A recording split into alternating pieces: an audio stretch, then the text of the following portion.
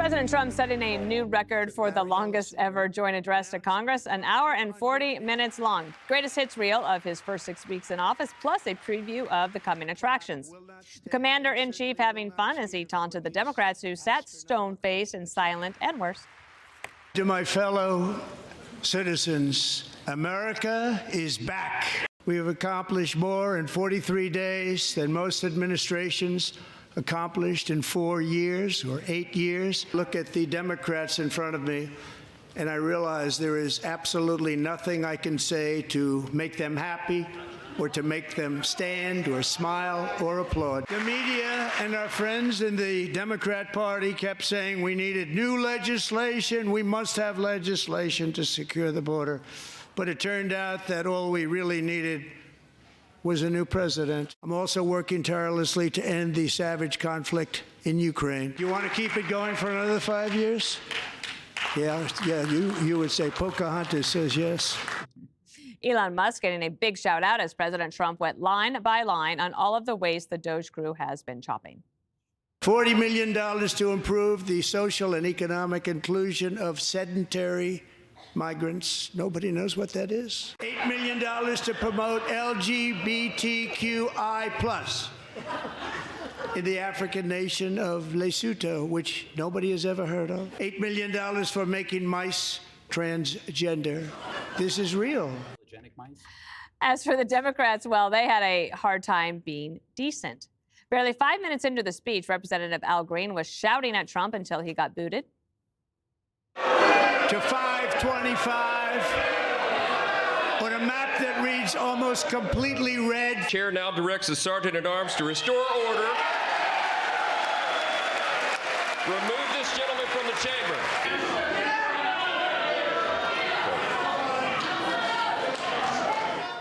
Green's Democratic colleagues picked it up from there, raising paddles with phrases like Musk steals and false.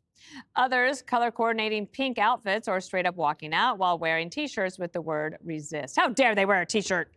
That was my outrage. Just kidding. Hey, Greg Gutfeld. It's good that they brought the paddles because, boy, did they get spanked. I have to say, this moment reminds me of 1989, the fall of communism, except this is the fall of American communism, the fall of an entire ideology and the birth of a country. I think when he said America is back, there's a reason 75, 80% of the people agree with him because it does feel that way. You made an amazing point yesterday before the speech. You said that you predicted Trump would talk for about 80 minutes listing his many accomplishments, while Biden's sole accomplishment last year was completing the speech. And that was justification for his being commander-in-chief for another 4 years. That he didn't crap himself on live TV, which he then did in the debate. But that was a really distinct comparison. It happened year after year. This is why it was so important, I think, that Biden gave Trump a 4-year break, just so you could know what you were missing. And he did, and it's true, in a month, he did more than what Biden has done in a lifetime of cronyism. And I said this a while ago, Trump might be done with his term in 3 months. You know, it could happen. But this common sense strategy is the most brilliant and necessary play in modern political history, because the higher ground of common sense leaves that the only counterpoint for the adversaries is everything against common sense, which means, hey, guys, don't clap for the kid with cancer realizing his dream. That's anti-common sense, but you had to do it because, God forbid, you're on the same side as evil Orange Man. Al Green was the perfect hood ornament for this. He's a party with no room left except ugliness. And he is, you know, you couldn't find a better bad guy if you scoured all the Quentin Tarantino movies. He looks the part. He's a seething boil of a man. It's funny. He walked right over the trap door that was set for him, and Trump pushed the button. The play was, let's list all the good stuff and let the Dems be Dems. They can walk the plank, or they can read the room and change with the tide. Either way, it's a win-win for Trump. They agree with him, or they look like idiots because they don't. And the Dems, they chose evil by not cheering good things. If Trump had released, you know, a flock of peaceful doves, they would have tried to shoot them because they hate it. Last thing I'll say, when I was watching this, I felt like I was watching a movie the climax of a movie where the hero wins, whether it's Rocky or Harry Potter, and they always show the bad guys. The bad guys just look terrible. And the reason why they look so bad is not that they lost and that goodness prevailed. It's the recognition that they are the bad guy in this movie. That the realization is that maybe their authentic self is really, really bad. If you had the choice to cheer for a kid with cancer and you didn't, you might want to question who you are. Yeah, at that point, like, how do you lose your heart and your joy for living? Like, how do you lose all compassion and just sit on your hands, Judge?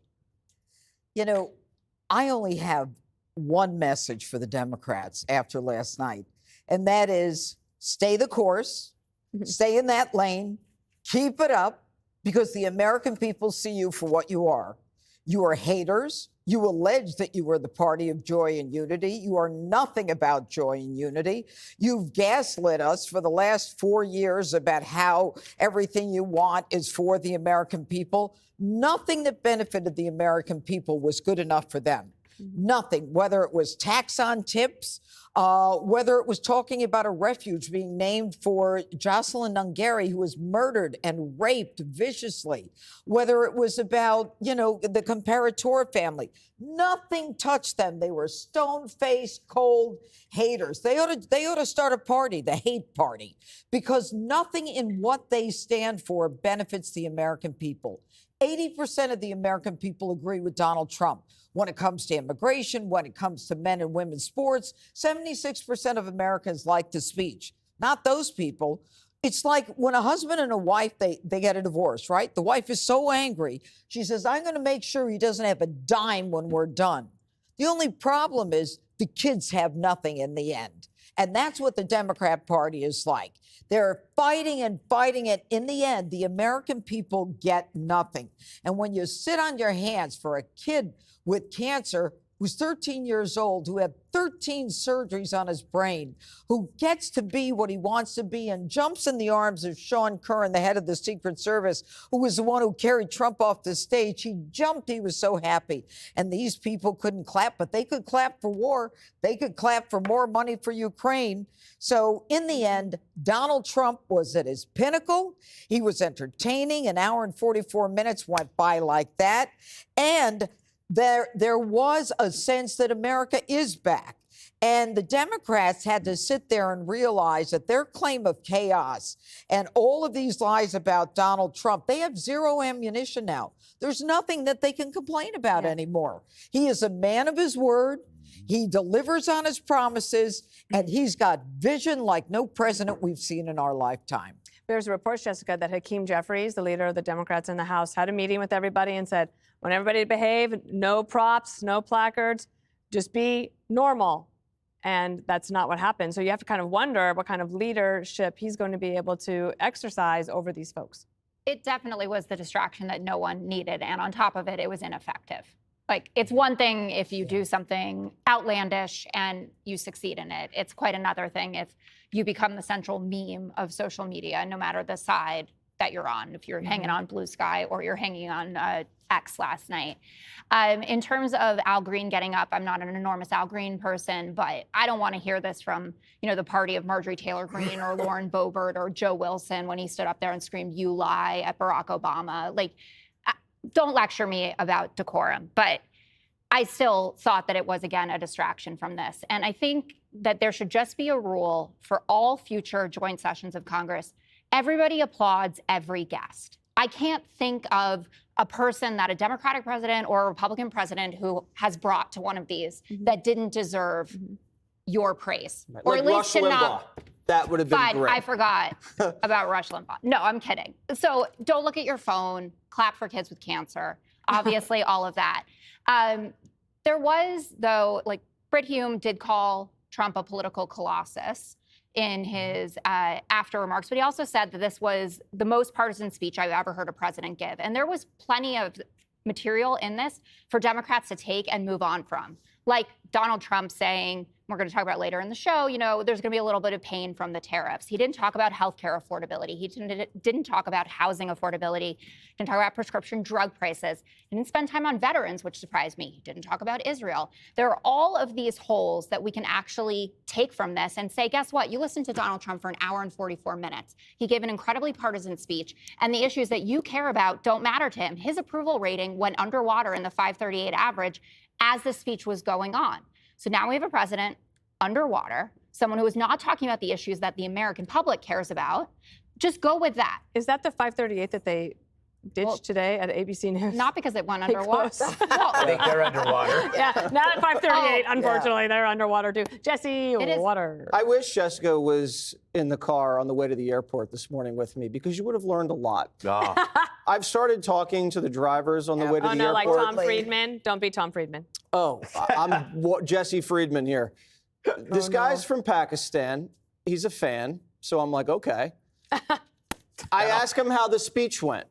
And he said, what Al Green did was so disrespectful. No matter who it is, you have to respect the office. So he's from Pakistan, married his wife from India. Love conquers all. And they both voted for Donald Trump. And here's why. Illegal immigration. They said what they saw was when all of these people came into the country and just started getting free benefits, it stretched all the services in their county. And then he's working around the clock and paying all these taxes, and Biden's sending all this money overseas to countries he's never heard of. You'd look at a guy like this, drive him into the airport, you don't see Trump voter. You assume not a Trump voter. These are the people that are voting for Donald Trump, and it's not because of what he says or how he is. It's because of the issues, Jessica. And last night, what the Democrats did, they basically burned the flag. They went out in front of the whole nation and knelt during the national anthem. That's how unpatriotic it was. They keep saying how unpatriotic Donald Trump is. They say he's a traitor. They turn their backs to all of these American heroes. Have you seen Marjorie Taylor Greene and what she did? She literally turned her back, stood up, and shook her butt towards Biden. I missed that part, Jessica. I have it on my phone. Hold on. You have this young black kid with brain cancer, wants to be a cop, and they don't even clap, or a hostage that comes home, Jessica. There are these wholesome national moments that you have to participate in. I mean, Americans as were an in American. Tears. We were in tears with that little boy. He was so, do you know, I pray that he has no idea that happened. Yeah. I want him to, but we're going to talk about him. Yeah, we are. We have more to come. Up next, a new low for the media. Some are trying to politicize this young man we are talking about, this young kid. He has brain cancer, but he is, look at him. He's healthy today, and he is a hero.